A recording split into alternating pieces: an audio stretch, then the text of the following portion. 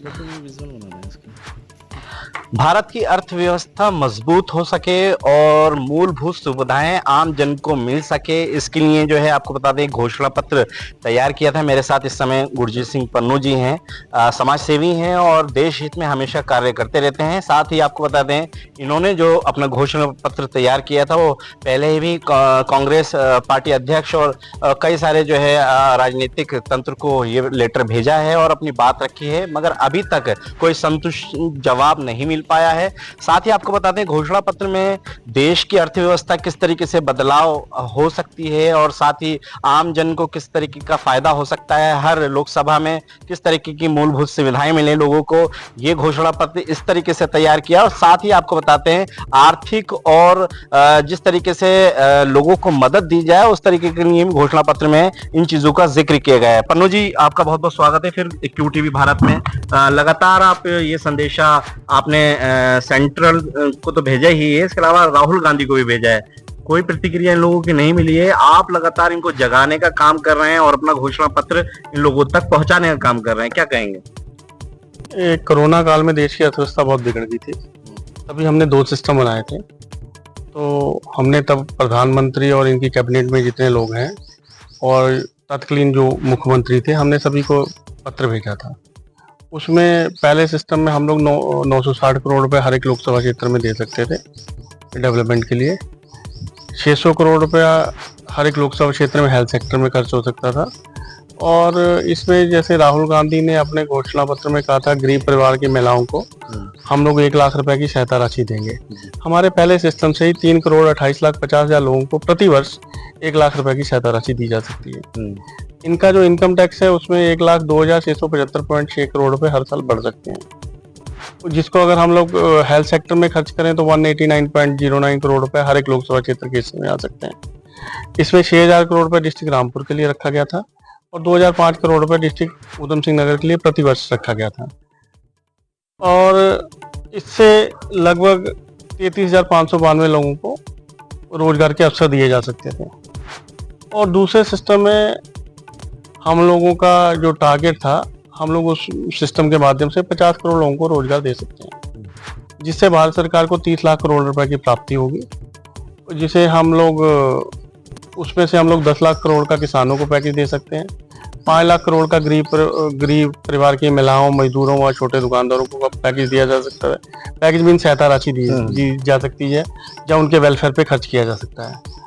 और इसी सिस्टम से भारत सरकार को प्रति वर्ष 40 से 45 लाख करोड़ की अनुमानित आय होगी। अगर हम इन सब चीज़ों को मिला दिया जाए तो एक लोकसभा क्षेत्र के हिस्से में टोटल इनकम को मिला दिया जाए तो एक लोकसभा क्षेत्र के हिस्से में 10 से 11,000 करोड़ रुपए पहले वर्ष आ सकते हैं। दूसरे वर्ष उसमें से अगर आप 30 लाख करोड़ की कटौती कर लीजिए तो 40 से 45 लाख करोड़ रुपए इनकी आमदनी होगी, जिसे हम लोग वेलफेयर पे खर्च कर सकते हैं। तो अगर हम इतना पैसा एक लोकसभा क्षेत्र पे खर्च कर देंगे, जो उनके बेसिक्स हैं, सड़कें, बिजली, पानी, शिक्षा, स्वास्थ्य, सुरक्षा, रोजगार, पर्यावरण, सोशल सिक्योरिटी, इनको हम लोग मीट विद कर सकते हैं। हमारी ये सब चीज़ें वर्ल्ड लेवल की हो सकती हैं, अच्छे स्तर की हो सकती हैं। तो इसके लिए जब इनसे कोई जवाब नहीं मिला, तब इनके निर्मला सीतारमण के डिप्टी थे मिस्टर अनुराग ठाकुर, वो हमसे मिलना भी नहीं चाहते थे, हमसे बात भी नहीं करना चाहते थे। वो कह रहे थे अपना पूरा, हमने प्रपोजल तो उनको दे दिए थे, कह रहे पूरा सिस्टम बना के हमें मेल कर दीजिए, उसके बाद आप अपने घर पे बैठिए। जैसे हमने 6,000 करोड़ रुपया डिस्ट्रिक्ट रामपुर के लिए रखा है, क्योंकि हमारा गृह जनपद है। 2,005 करोड़ रुपये हमने डिस्ट्रिक्ट उधम सिंह नगर के लिए रखा है, वो भी हमारा गृह जनपद है, क्योंकि हमारी एजुकेशन वगैरह यहाँ से हुई है। मैं वहाँ नैनीताल लोकसभा क्षेत्र से चुनाव भी लड़ चुका हूँ समाजवादी पार्टी की टिकट पर, मैं छात्र संघ का अध्यक्ष भी रह चुका हूँ। तो आप यहाँ रहते हैं, वहाँ के लोगों के प्रति और आपका कुछ दायित्व बनता है। जब आप इतना बड़ा सिस्टम दे रहे हैं तो आपके क्षेत्र के लोगों को उसका लाभ मिलना चाहिए।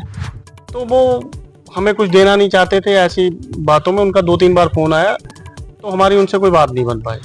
उसके बाद ये जो यहाँ पे उत्तराखंड के चीफ मिनिस्टर हैं मिस्टर पुष्कर सिंह धामी, उनके ऑफिस से फ़ोन आया था, कोई मिस्टर यादव थे, ज्वाइंट सेक्रेटरी बता रहे थे अपने आप को, तो उनकी भी कोई बातचीत का कोई हल नहीं निकला।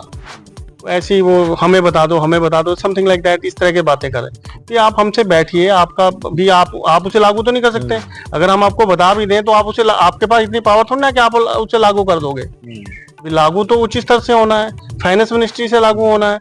और फाइनेंस मिनिस्ट्री जो है वो प्रधानमंत्री के उसमें आती है। प्रधानमंत्री जब तक नहीं चाहेंगे फाइनेंस मिनिस्टर तो कुछ कर नहीं सकती हैं। जैसा प्रधानमंत्री चाहते हैं फाइनेंस मिनिस्टर भी एक तरह से पपट है। उसे एज ए रबड़ स्टैम्प यूज किया जाता है। उनको जैसा आदेश ऊपर से मिल जाता है उसी के अकॉर्डिंग वो काम करती हैं। तो हम लोग प्रधानमंत्री से बात करना चाहते हैं, लेकिन जब प्रधानमंत्री से हमारी कोई बातचीत नहीं हुई तो हम विपक्ष के जो लीडर हैं मिस्टर राहुल गांधी हैं, जब लोकसभा चुनाव था तो इंडिया गठबंधन के जितने भी नेता थे, अखिलेश यादव जी हो गए, ममता बनर्जी जी हो गए, उद्धव ठाकरे जी हो गए, नीतीश कुमार जी हो गए, चंद्रबाबू नायडू हो गए, और इनके जो मुख्यमंत्री थे, हमने सभी को पत्र लिखा। लेकिन पत्र भी लिखा, मेल भी किया, लेकिन इनकी तरफ से किसी का कोई जवाब नहीं आया। अच्छा, एक बात और बता दूं आपको कि 2021 से इन्होंने ये शुरू किया था अपना घोषणा पत्र, और अब 2025 चल रही है। आपको पता नहीं, 2025 जून चल रही है, मगर अभी तक इनके जो घोषणा पत्र था उस पर लेके बात तो की इन लोगों ने, मगर इनके साथ बैठ के बात करने के लिए इसलिए सहमत नहीं, क्योंकि इसमें जो है, इस घोषणा पत्र के अंदर जो है, देश की अर्थव्यवस्था मजबूत हो सके, रोजगार लोगों को मिल सके और अदालतें भ्रष्टाचार से मुक्त हो सके। आपको बताए थे ऐसी कई सारी चीजें जो हैं वो मजबूती तौर पे हैं, क्योंकि इस देश के अंदर अगर अच्छाई के रास्ते पे लाने के लिए लोगों को एक अच्छा मैसेज दिया जाए तो इन राजनेताओं को वो पसंद नहीं है। यही बात है ना सर? एक्चुअली लगता तो मुझे ऐसा ही है। जैसे हमने बेसिक्स की बात की थी, ये तो हमारे वो घोषणा पत्र की बातें थी, जो बेसिक जैसे लोगों को अस्पताल की कमी है, तो हम चाह रहे थे एम्स लेवल के हॉस्पिटल हर एक लोकसभा क्षेत्र में बन जाए, और अधिकारी कर्मचारी केंद्र मंत्री, प्रधानमंत्री, मुख्यमंत्री जितने भी जनता के टैक्स के पैसे पे पल रहे हैं, जिनको तनख्वाहें मिल रही हैं, जिनकी जनता के प्रति जवाबदेही है, तो हम चाह रहे थे कि उन्हें जनता के प्रति जवाबदेह बनाया जाए, क्योंकि पैसा जनता का है, जनता डायरेक्ट और इनडायरेक्ट टैक्स देती है, उसके बाद वोट भी जनता का है। हालांकि अब जिस तरह से धांधली हो रही है उस तरह से आप वोट दो या ना दो उसका मेरे ख्याल से तो कोई नतीजा है नहीं, लेकिन फिर भी हम ये मान के चलते हैं कि वोट जनता का है, पैसा जनता का है, तो जनता मालिक है। भले ही ये लोग मालिक समझे ना समझे वो अलग विषय है। उसके बाद हमने नफरत की राजनीति बंद करने को बोला था, चाटुकार पत्रकारिता बंद करने को बोला था। हम चाह रहे थे किसी भी व्यक्ति के विरुद्ध धर्म व लिंग के आधार पर भेदभाव ना हो। और टोल टैक्स में हम चाह रहे थे, जैसे ये इंडिया गठबंधन की सरकार आती तो हम चाह रहे थे, हम इनको सजेशन दिया था, टोल टैक्स में 25% की कमी करवाओ और टोल टैक्स की दूरी मिनिमम 100 किलोमीटर के लिए, और लोगों को टोल टैक्स में परेशानी ना हो। जैसे जेल वहां पे बदतमीजी करते हैं, गुंडागर्दी करते हैं, लोगों को नाजायज रूप से परेशान किया जाता है, आधा घंटा लोगों को लाइन पे खड़ा किया जाता है, एकदम उनकी तानाशाही चलती है वहां पे। और वाहनों की गति सीमा, जैसे हम चाह रहे थे कि हाईवे पे 100 से 120 हो, और जो NH है, एक्सप्रेस वे हैं, उनमें 100 से 150 की गति हो। जैसे ये कहीं पे 70 कर देते हैं, कहीं 60 कर देते हैं, चोरों जैसे कहीं चोरों जैसे खड़े हो जाते हैं, लोगों के चालान करके जनता की गाड़ी कमाई को ये वो तो ज्यादा स्पीड दिखा के घर पे चालान भेज दे रहे हैं। लूट खसूट का इन लोगों ने वो बना रखा है। उसके बाद हमने भारत की स्वस्थ नदियों को जोड़ने का बोला था, जिससे सूखे व बाढ़ की स्थिति से निपटा जा सके, और महंगाई को न्यूनतम करने का बोला था, पर्यावरण को शुद्ध करने के सभी कार्यक्रम करने को बोला था। इमारती लकड़ी, जैसे हम लोग सफेदा या और भी इमारती लकड़ी किसान सफेदा पॉपुलर वगैरह उगाते हैं, तो हम चाह रहे थे कि उनका एक न्यूनतम मूल्य तय किया जाए। जब हम काटने जाते हैं तो उसका ये जो फैक्ट्री वाले हैं, इनकी मोनोपोली होती है, रेट बहुत गिरा देते हैं, रेट बहुत कम कर देते हैं। अगर न्यूनतम मूल्य हो जाएगा तो एक पर्यावरण की स्थिति बहुत अच्छी हो सकती है, क्योंकि 6-7 साल की फसल होती है और हरियाली रहती है, ऑक्सीजन मिलती है, ग्रीनरी रहती है, जिससे पर्यावरण हमारा अच्छा रहता है। और हम चाह रहे थे कि रोजगार परक शिक्षा की बात कर रहे थे, हम ऐसी योजना लाने चाहिए जिससे कोई भी बेरोजगार ना रहे, सब लोगों को रोजगार मिले, और रोजगार परक शिक्षा की बात कर रहे थे।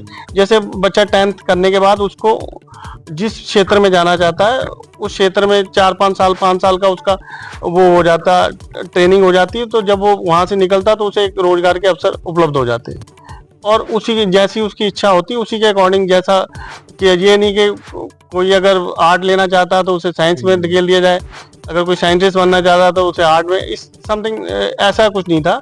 ये था कि उनको निशुल्क शिक्षा मिल जाए, और शिक्षा जो बहुत महंगी हो गई है उसमें भी हमने सुधार करने को बोला था। और जो लोग योग्य हैं उनको सरकार की तरफ से ऐसी व्यवस्था की जाए कि उन्हें फ्री में शिक्षा और उनके रहने का इंतजाम किया जाता, जिससे अच्छे साइंटिस्ट मिल जाते, अच्छे इंजीनियर मिल जाते देश को, और देश की तरक्की हो जाती, उन्नति होती। और हमने जनता की कोई भी समस्या हो तो हम ये चाह रहे थे कि उसका जमीनी स्तर पे तुरंत समाधान हो जाए। और जैसे हमने शस्त्र नीति, जैसे इन्होंने तीसरा चौथा लाइसेंस निरस्त कर दिया था, बगैर किसी का 40 साल पहला पुराना लाइसेंस था, किसी का 50 साल था, किसी का 20 साल था, किसी का बगैर किसी उसके। कि अगर आपने कोई नीति लानी है, वैसे तो इसकी जरूरत नहीं थी, तो आप नए कहते अब सिर्फ 2 लाइसेंस बनेंगे। पहले वालों का इनका निरस्त करना लोगों को इतना परेशान किया है, लोगों ने पूछो मत। तीसरा चौथा लाइसेंस इन्होंने निरस्त कर दिया। तो मैं ये चाह रहा था कि हर एक तहसील में एक ट्रेनिंग सेंटर खुल जाता, और वहाँ लोगों को ट्रेनिंग दी जाती कि आपने हथियार रखना कैसे, चलाना कैसे है, इसका रख रखाव कैसे करना है, और एक इनको ट्रेन लोग मिल जाते। हम ये चाह रहे थे कि उसके लिए आप, जैसे भ्रष्टाचार बहुत ज्यादा है, तो उसके लिए आप एक फीस तय कर दीजिए। अगर मैं लाइसेंस बनवाना चाहता हूँ तो जैसे रिवाल्वर के लिए 1.5 लाख रुपए, राइफल के लिए 1 लाख रुपए, और डबल बैरल के लिए 50,000। हैसियत जिसकी होगी वो वही ले पाए। हाँ, और उसके लिए ट्रेनिंग अनिवार्य कर दी जाती। आदमी अपना फॉर्म भरता, उसके 1 महीने के अंदर अंदर उसका लाइसेंस बन के, साथ में उसका ट्रेनिंग सर्टिफिकेट लग जाता, 1 महीने बाद उसका लाइसेंस घर पे आ जाता।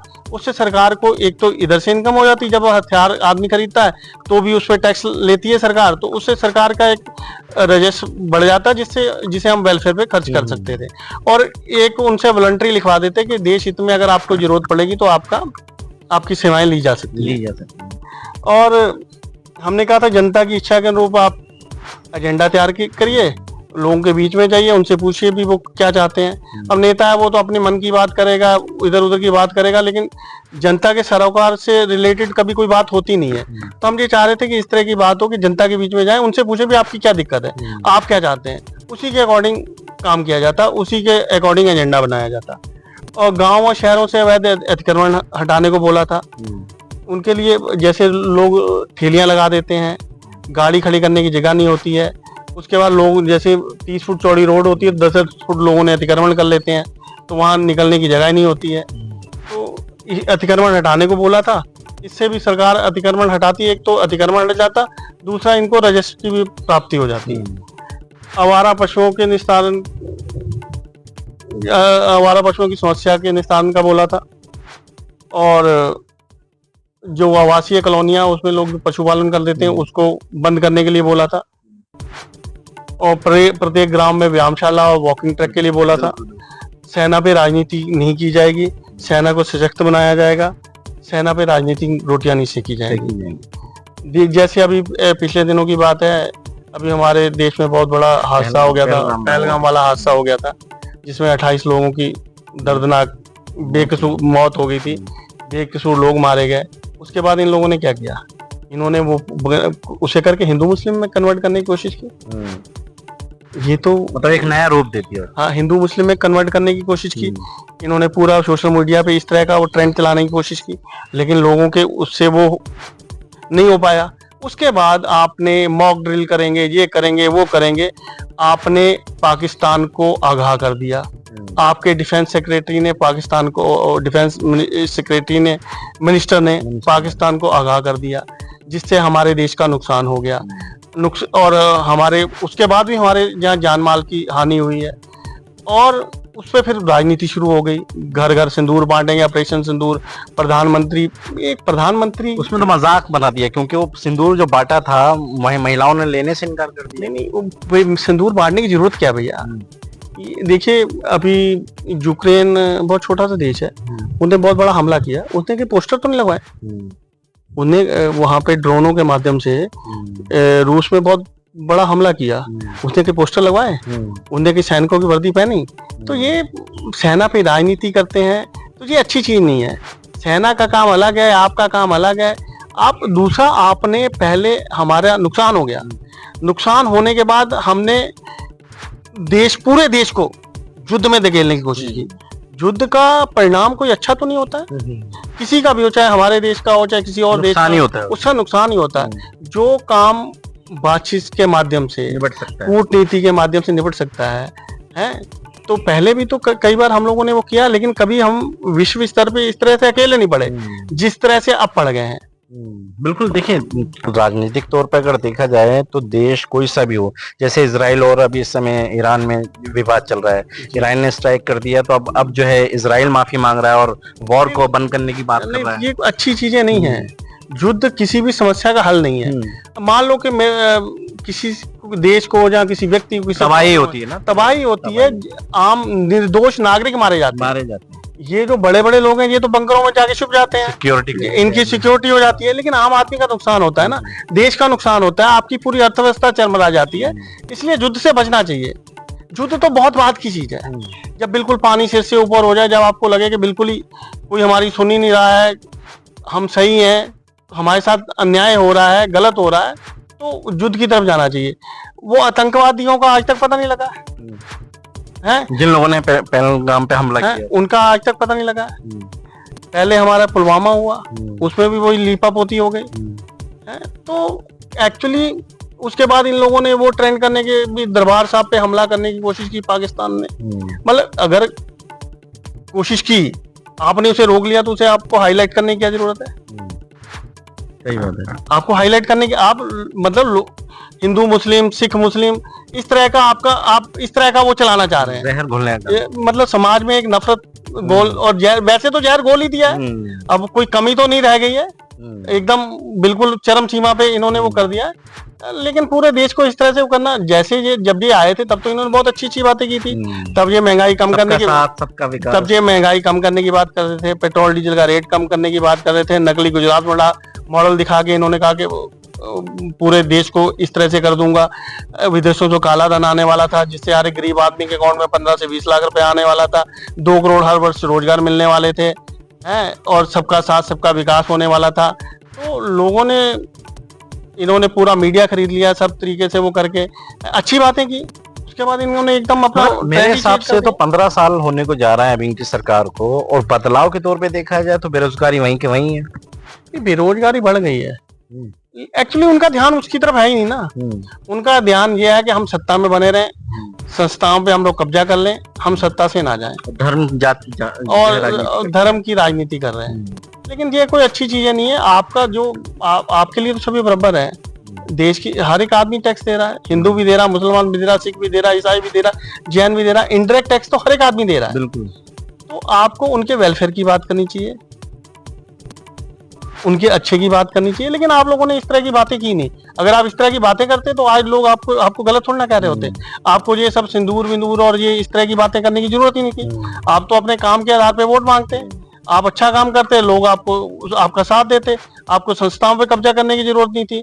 आपको अच्छा काम करते तो लोग अप्रिशिएट करते आपको, नहीं बिल्कुल अप्रिशिएट, अगर आप ये सब चीजें करते भी तो वो ढक जाती, आपके अच्छे काम के पीछे वो चीजें ढक जाती। तो कुल मिला के आप जो ये घोषणा पत्र है, हमने रसोई गैस और पेट्रोल डीजल के दाम कम करने के लिए बोला था, हमने अदालतों को भ्रष्टाचार से मुक्त करने के लिए बोला था, ऑल वेदर सड़कों के निर्माण का बोला था, निःशुल्क स्वास्थ्य सेवा, निःशुल्क शिक्षा की बात की थी, और किसी की व्यक्ति के विरुद्ध यदि कोई शिकायत या वो आता है तो उसकी समस्त जांच करने के बाद ही उसे उसकी FIR दर्ज हो, नहीं तो झूठे मुकदमे दर्ज हो जाते हैं, बाद में आदमी परेशान होते हैं।